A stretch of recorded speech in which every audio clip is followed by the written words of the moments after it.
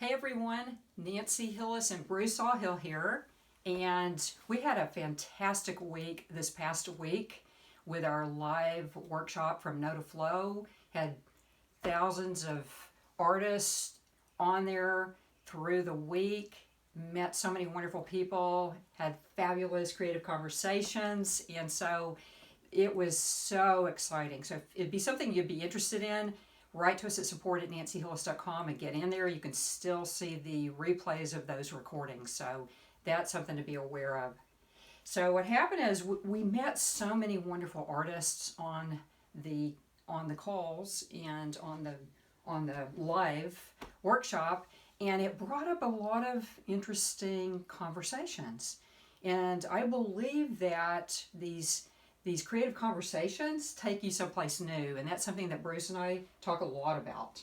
And so I was talking to Bruce, and Bruce had some thoughts about how this ties into how creative conversations took us to this place of thinking about the adjacent possible, which we've been talking about in here for quite some time, and how that relates to your art and as an artist and as a creative. So why don't you tell us a little bit about that, Bruce? Well, we've been talking about the adjacent possible for quite a while, and can be a pretty abstract concept, and can be hard to get a hold of. So we're actually going to do a real live science experiment on this video, and hopefully we won't burn the place down.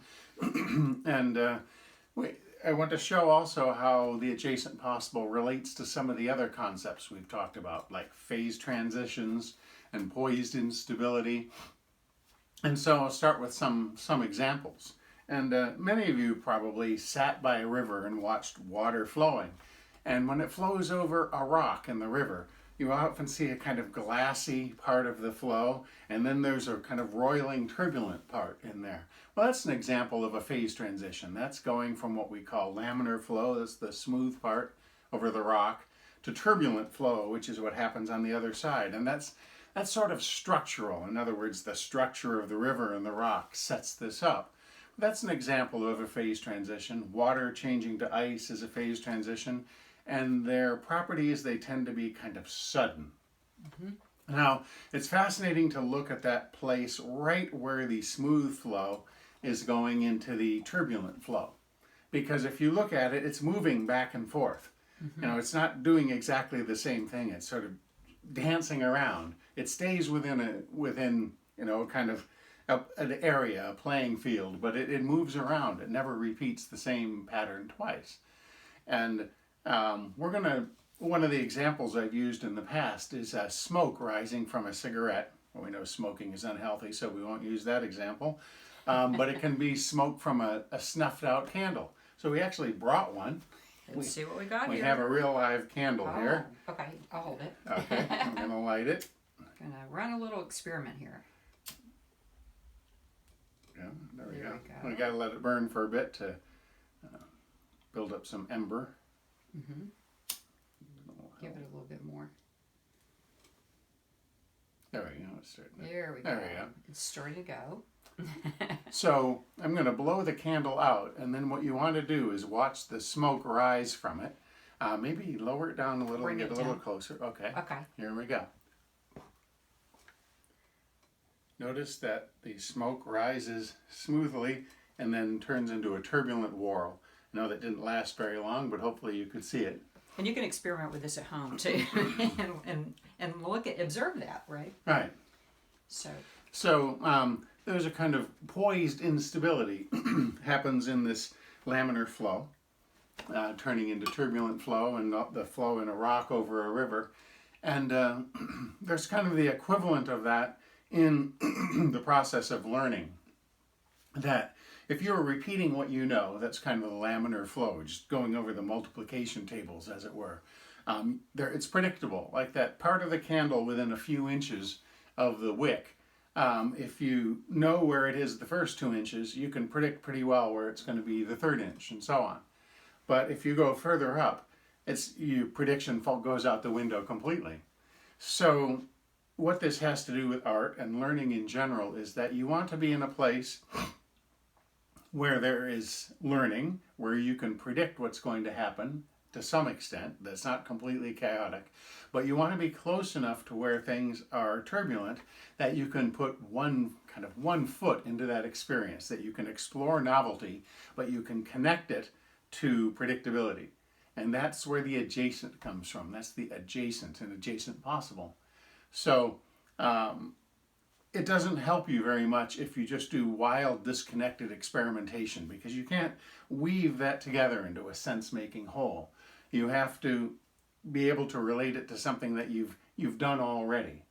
Right, and so I'm thinking about working in a series as an artist, and I think this is a great way of getting at the adjacent possible. You're working, and you've done this painting, and so that's kind of, that foot knows about that painting. But now we want to put the other foot in the unknown and go to that edge, to a place where we haven't gone before, but it's informed by where we've been. And so I think in art that would be more like series and kind of structure. Predictability, I know that's something we talk about in science, but that's actually not something we want in art. We don't want predictable art. So, but I think it maps on in terms of series and structure, and then going to that edge, making a move, and that move didn't exist before. That's right. Right. And so in going there. And I would say when you paint in a series or create in a series, like a theme and variations, you can tell that each painting is a member of a larger whole. Mm-hmm. That's the continuity, that's the laminarity. But they're all different, and that's the unpredictability, yes. The experimental, the chaotic element. Mm-hmm. And so you want to live at this place of poised instability, the place where the smoke starts wiggling, or the place where the river goes from smooth to falling back on itself. Yes. And that's the poised instability. So you want to find a way of kind of helping yourself stay there, kind of mental exercises that help you stay there. That's really fascinating, and you were joking with me this morning about an exercise for poised instability. Yes. I mean, probably you could stand up and get. I could demonstrate. You could stand it, but you need to get far away from the camera so we get you in there. I won't do this with a real loaded brush, but okay. You could get the stool out of the way. Well, poised instability. One way of making yourself a little unstable is to stand on one foot and activate a canvas and see what happens. If you're clumsy, just lift your foot up an inch or two. If you're really limber, you can put it up behind your head. Bruce had that idea. We were laughing this morning about that. I mean, and let's throw on a blindfold too, right? Yeah. Okay. It's interesting conversations. It sure beats endlessly talking about the Giants and the Dodgers or something. So anyway. So because I love that idea of like you're on that laminar flow, but then there's that edge there, that place where it is rippled or moving off or changing or different or novel, and that's where we want to go in our art. That's right. And you don't want to be at either extreme of complete predictability and complete chaos. It goes from one end is like a metronome, and the other end is like TV snow, if you remember that. We talked about visual static. And so really, we don't want just wild chaos, okay? There is an underlying structure, and we talk about that in my courses. There's an underlying structure to the seeming wild stream of consciousness mark making. There is structure, or we'll bring in some structure and tether that painting, and that's exciting. But if you go extremely chaotic, it is like that TV snow. Yeah. And really creating, there's a decision, decidere, means to cut through, decisiveness. And there's a decisiveness in laying a structure down or weaving a structure in, right? That's important in there. And we are also connect that with constraint. Constraint is extremely important in creativity, and not just throwing everything into that painting. All right. So anyway, I think that's very interesting. Are there other things you wanted to talk about? Well, all of this is inspired by nature, and there's evidence, and we believe that the ecosystem of life on Earth is poised at this place of instability, that it has continuity. In other words, species, if a new species shows up, it tends to stick around for a while, but no species sticks around forever. They all fade eventually and are replaced by others. And so it's living right at this place. It's not just kind of new species showing up every week and lasting one lifetime and gone. There's more continuity than that. But it's not like Frozen, where we have all the same things that were here, billions of years ago. It's in between that. Yeah, that's really interesting. Somehow when you said frozen, I got that word frozen accidents in there. I mean, there's another term in biology called frozen accidents, which is that you have, perhaps some creatures cross an ice bridge, then the ice melts and they're stuck on this island. That's kind of a frozen accident. And they evolve to be different. This has happened in Madagascar, which split away from the mainland Africa tens of millions of years ago, and it has all its own species. And I would say that's a flavor of frozen accident. Yeah.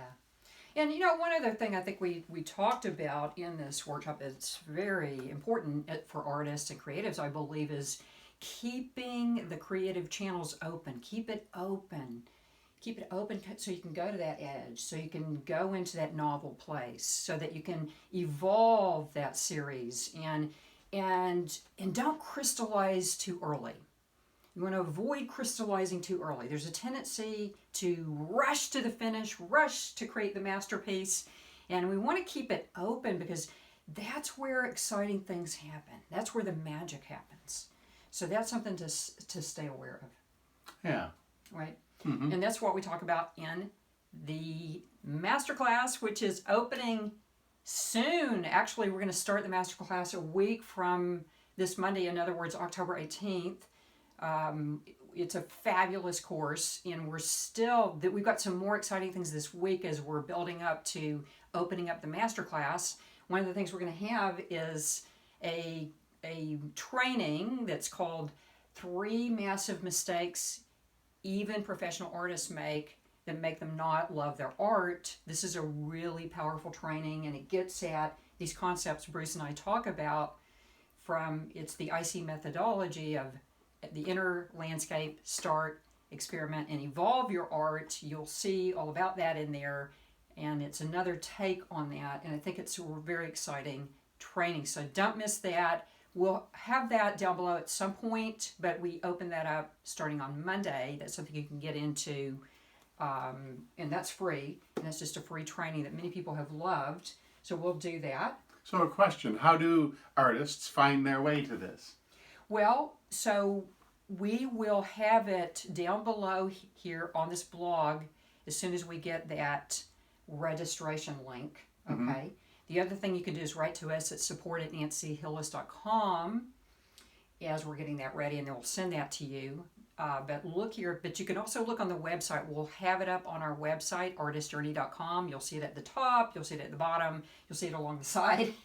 It will say, new training and 3 massive mistakes, okay? And also, if you want to find out more about the masterclass that is not answered by this material, you can book a clarity call. You just go to artistjourney.com and there's a button you can click to book a call. You get to talk to me. Yeah, if you have always wanted to talk to a theoretical physicist, a mathematician, and organist, a musician, Bruce is a lot of fun to talk to, so you could book a call with Bruce. We've already got lots of calls booked, so get in there because there's only so many hours in the day. That's right. Right? And one of the things we had a lot of fun talking about in the workshop is the latest book, The Adjacent Possible. Evolve your art from blank canvas to prolific artist. And Bruce and I worked on this together for 2 years, I think. Well, in fact, even how the name came up was kind of exploration. So Nancy gave a live workshop, and I was just recruited to be muscle, to move easels around and that sort of thing. But in between, I started thinking about adding other things and started giving little talks and also finding music to paint to. And one of the talks I talked about, which at this point was not incorporated in any of the artistic material at all, was The Adjacent Possible. And the students were so stoked by this that they decided to call themselves the Adjacents. And so we stumbled into that. And, you know, as Winston Churchill said, most people, when they stumble over the truth, pick themselves up and carry on as if nothing had happened. Well, we didn't pick ourselves up and carry on. We started cogitating on this, and it ultimately became a book. Yes. I mean, we've been writing about it since 2015, and you were talking about the Adjacent Possible back in Way the back, 90s in the Santa Fe Institute. We have had it on the blog since about 2015, but it's really come more into the foreground as we've been looking at patterns and cycles of creation of artists, the life, death, life cycle, and so many things, and just looking at patterns. And I believe this is where we want to go, into the adjacent possible, continually evolving our art. And again, in that training and in the live training from last week, and also coming up, this 3 Massive Mistakes training, you'll see more about that in there, and it's very exciting. And so I hope you'll join us in there. And we got some exciting things going on this week live, so keep a lookout on your email.